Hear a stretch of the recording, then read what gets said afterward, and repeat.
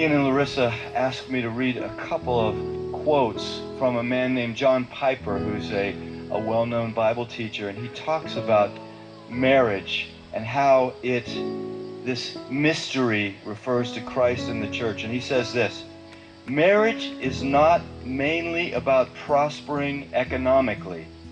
It is mainly about displaying the covenant-keeping love between Christ and his church. He says, knowing Christ is more important than making a living. Treasuring Christ is more important than bearing children.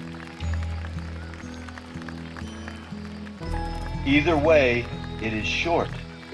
It may have many bright days, or it may be covered with clouds. But if we set our face to make of marriage mainly what God designed it to be, no sorrows and no calamities can stand in our way. Every one of them will be not an obstacle to success, but a way to succeed.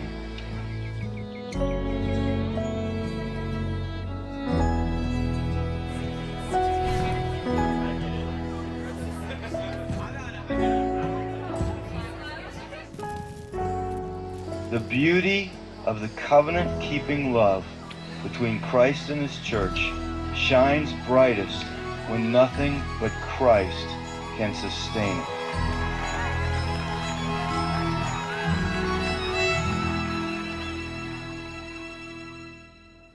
Ian and I first met in 2005 at college and had a blast for 10 months getting to know each other. And I was looking through and I found one of my favorite pictures, which I think was actually taken right before his accident. He set up a camera on his tripod, and it's just a classic Ian face that to me sums up who he is. We'd been dating for 10 months and he was working an extra job for his dad, and he was on his way to work near Pittsburgh. And we got a phone call that he had been in an accident, and we didn't know if it was when he got to work or on his way. And so we got down to Pittsburgh, and I was just praying the whole time in the car that it wouldn't be his brain. After being at the hospital for a few hours, we found out that it was, and he had been in brain surgery for a few hours and had suffered a traumatic brain injury.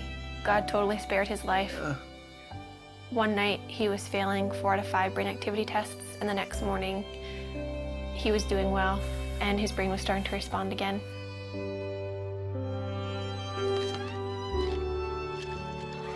I moved in with his family after the accident, so I was really involved in his therapy and just did whatever I could to make his life fun. We'd go out on dates, and looking back, it's weird because he couldn't talk and he couldn't eat. So we probably looked like complete weirdos being on dates, but we had a blast, and I just talked to him all the time. I knew that before Ian's accident, he was very serious about marriage and was ring shopping, so I knew where he was, and that helped me so much. After he couldn't talk, I knew that he loved me, and I knew where he wanted the relationship to go because we were dating very intentionally.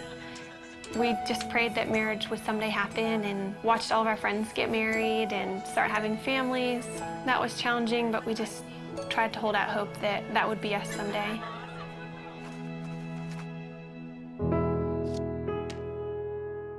This is our board of gratefulness, and we encourage anybody who comes in to write a note of something that they're thankful for. It could be really small. Mine is just Saturday mornings, and it's just a good way that we've found to be just practicing gratefulness. And Ian, I think half of yours say my wifey, which is pretty cool.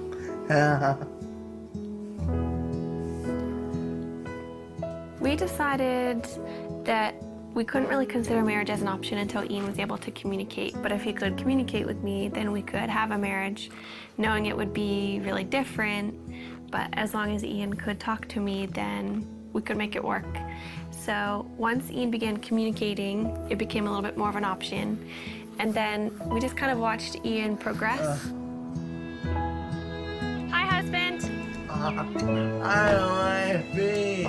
How are you? Yeah. What? How are you? I'm good. How was your day? Yes. A conversation I had with his dad, it was one of those conversations where I realized this could happen. Then that August, his dad was diagnosed with brain cancer.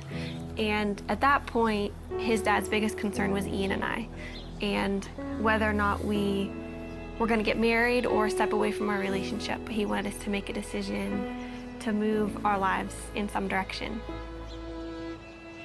He passed away before he was able to see us get engaged, but that was a huge impetus in why we started to pursue engagement.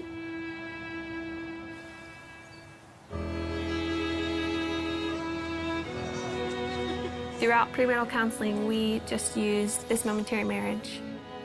It was so helpful because John Piper talked a lot about primary things and secondary things, which is really important for us because when we're walking out our marriage practically, Ian can't do the secondary things like working or making a meal for me.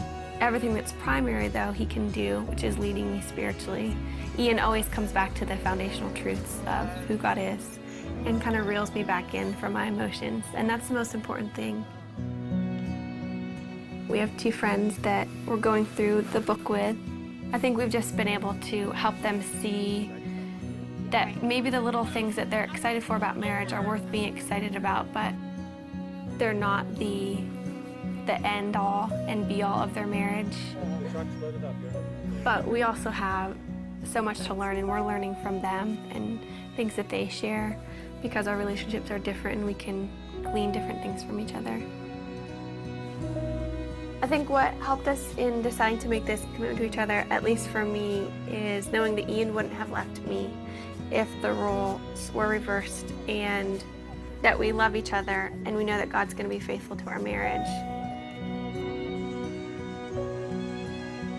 We're able to love each other with, I think, a more Christ-like love because of Ian's disability, and just to understand that picture a little bit better than if you were healthy. Yeah. Do you agree? Yes. What about God enables you to have a happy marriage? You know, What? he's awesome. He's awesome. Yeah.